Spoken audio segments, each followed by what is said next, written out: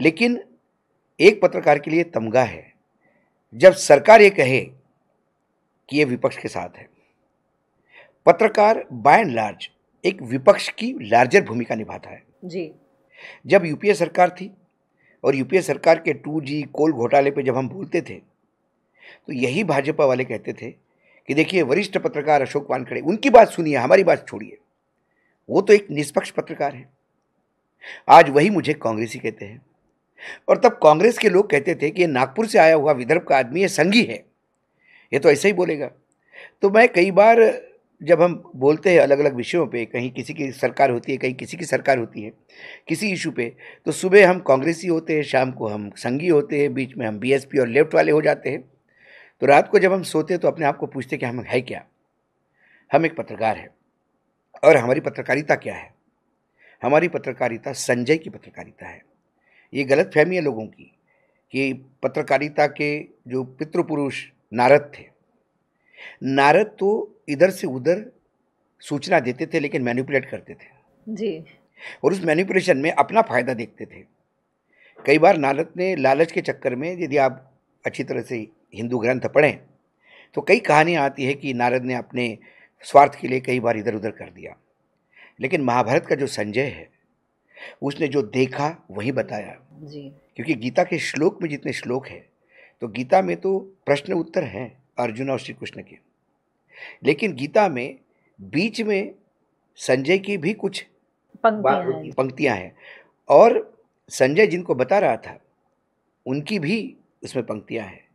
और कई बार बोलते हैं राजा कि संजय तुम्हें कुछ अच्छा दिखाई नहीं देता क्या, हमेशा ऐसी क्यों खबरें बताते हो? वो बोलता मैं क्या करूं, मेरे को दिव्य दृष्टि है, जो सामने है वही बताऊंगा। तो एक मैं पत्रकार हूं, जो समाज में होता है, जो दिखता है वही बताऊंगा। सरकार ने अच्छा काम किया, कुछ लोग मुझे ये भी आरोप लगाते हैं कि सरकार अच्छा काम करती ही नहीं क्या। तो सरकार होती किस लिए है? अच्छा काम करने के लिए।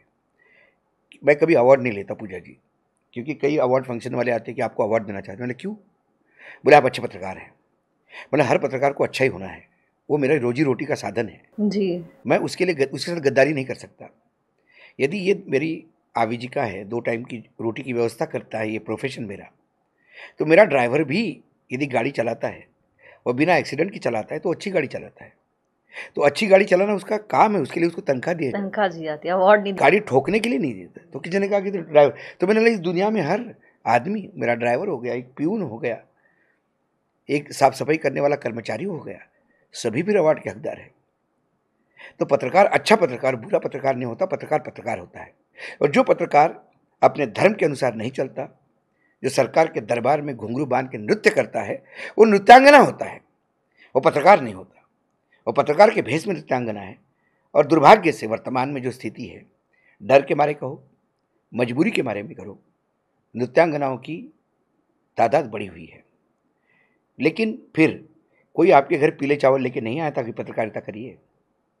ये भी है। If you are a journalist by a choice, यदि आप अपने चॉइस से जर्नलिस्ट है तो इस जर्नलिज्म में आने वाली तमाम तकलीफों का आपको साथ देना पड़ेगा। अभी हाल ही में जब मेरी राहुल गांधी से मुलाकात हुई थी, जी जी जी, तब उनको लगा था कि कांग्रेस के लिए काम करने वाले लोग हमसे मिल रहे हैं जी। जैसे यूट्यूबर से प्रधानमंत्री ने मीटिंग की थी, वैसे ही इन्होंने की।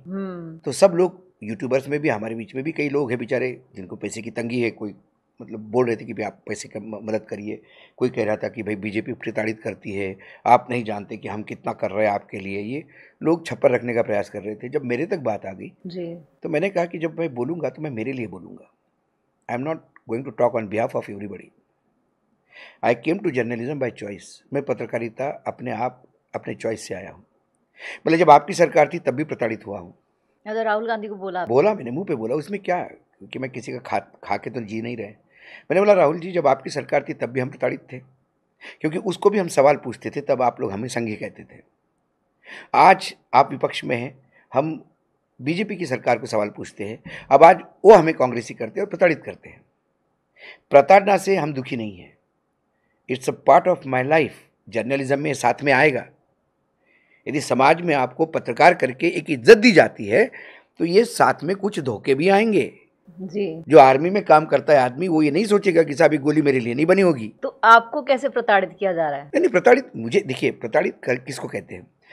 आप जहाँ काम करते हैं वहाँ काम करने नहीं दिया। जब सारे चैनलों में, मैं तो पहले टीवी चैनल पे ही आता था और टीवी चैनल से मेरे एग्रीमेंट हुआ करते थे और 4-4, 5-5 फिगर में पैसा मिलता था। ऐसा नहीं था तब। मैं एक at a time, Modi ji आने के बाद सब चैनलों के एग्रीमेंट ख़त्म हो गए। कुछ जगह मैसेज गया कि ये क्यों आता है, इसे क्यों बुलाया जाता है। आप जैसे लोग जो मेरे साथ काम कर रहे थे, एक एंकर थी बेचारी, उसने फ़ोन किया, जी टीवी में थी, उसने मुझे फ़ोन किया कि अशोक जी मेरे शो पे आइए आप। मैं हंसा, मैंने बोला कहाँ हूँ आजकल? बोले जी टीवी में। और मैंने हमेशा देखा, पूजा में कितना भी बिजी हूँ, जो मेरे साथ काम करने वाले कलीग हैं, जिनके जिनके साथ मैंने सालों काम किया, मुझे हमेशा लगता है कि वो अपना परिवार है, तो मैं उनको कभी समय ना नहीं कहता। तो मैंने बोला मैं तो आ जाऊँगा, लेकिन तुम देखो तुम्हारे यहाँ असहजता नहीं हो जाए। बोला नहीं नहीं सर, मेरा प्रोग्राम है, आप आइए। मैंने बोला ठीक है। शाम को कोई मैसेज नहीं आया। आई वॉज एक्सपेक्टिंग कि ऐसा नहीं होगा। उसने कॉल बैक भी नहीं किया शर्म के मारे।